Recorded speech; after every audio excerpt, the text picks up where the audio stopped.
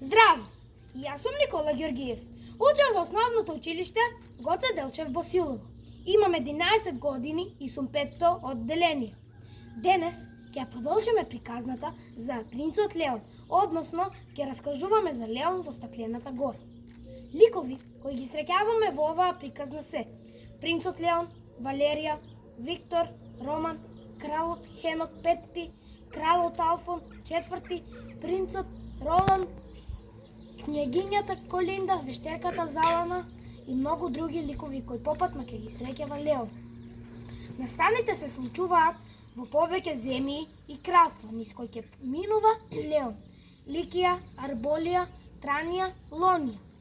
Во една битка помеѓу Леон и волшебникот Антадор, Леон ќе остане скаменет на плоштадот Слобода во Селанија. Децата Валерија и Виктор една ноќ истовремено ќе сонат ист сон, како да ја растураат магијата фрлена врз Леон, за потоа тој да се впушти во мисија да ја спаси Селанија од стаклениците. Најинтересен дел за мене во оваа книга беше кога Леон пристигна во кралството Ликија.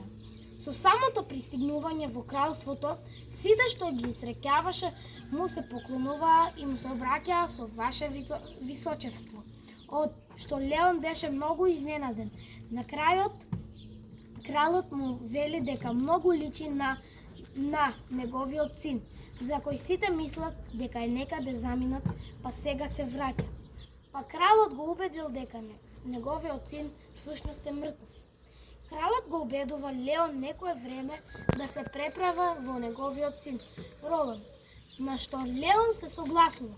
По некое време Леон добива писмо од княгињата Колинда, со која подоцна се среќаваат и таа му објаснува дека Роланд е многу болен и неговиот татко го држи затворен и сокриен од сите, со железен оклоп на главата, а таа е неговата свршеница. Се договориле да му помогнат на вистинскиот принц на Ликија Роланд да се излекува и да излезе од занданата. Но, како ќе го изведат тоа? Што ќе се случува понатаму? Дали принцот Роланд ќе се спаси од болеста и од занданата? Дали Роланд повторно ќе биде со својата сакана Колинда? И дали на крајот Леон ќе ослободи Селанија од стаклениците? Ќе дознаете доколку ја прочитате книгата Леон во стаклената гора од Жарко Миленич.